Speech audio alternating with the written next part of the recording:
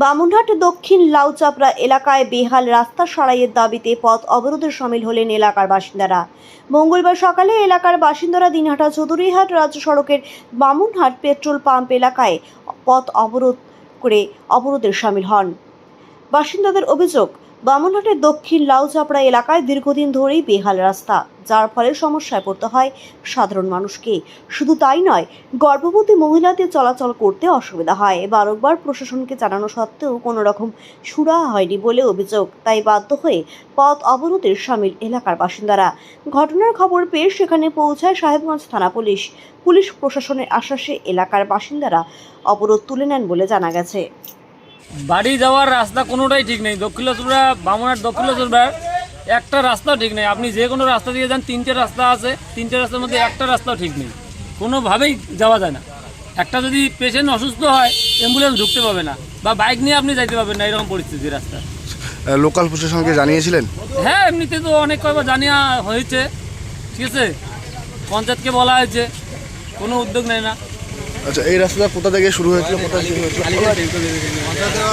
এই রাস্তাটা কোথায় শুরু হয়েছিল, কোথায় শেষ হয়েছিল? এটা হলো বামুনহাট তোমার হচ্ছে পেট্রোল পাম্পের সামন থেকে গয়বাড়ি মানে পোয়াতুরকুটি অবধি। কত কিলোমিটার রাস্তা হতে পারে? এটা রাস্তা হবে 2.5-3 কিলোমিটার, 2.5-3 কিলোমিটার মতো হবে। এখন কি চাচ্ছেন আপনারা? আমরা চাচ্ছি যে রাস্তাটা মেরামত করা হোক বা ঠিক করা হোক। এটা তো অনেক কয়বার তো স্যাংশনও হয়েছে। অবরোধ এই কারণে, আমাদের রাস্তা খারাপ।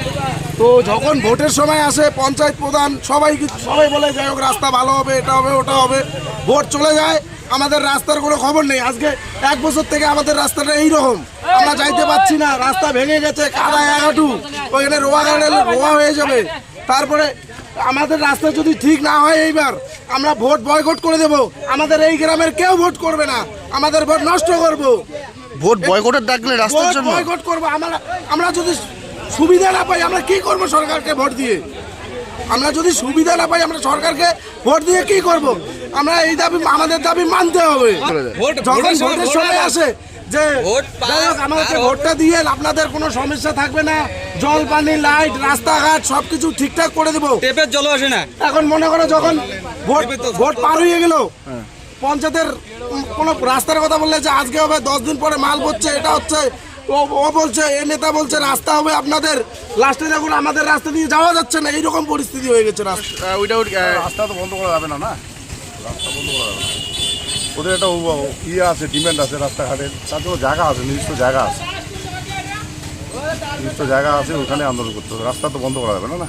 প্রায় 1 ঘন্টার উপরে ছিল রাস্তা অবরোধ। তো আমি আসলাম, ওখানে কথা বলে ইয়ে করে দিলাম। কি কথা হলো ওনাদের সঙ্গে?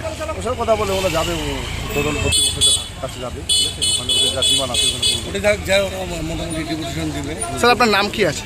তপন কুমার রায়।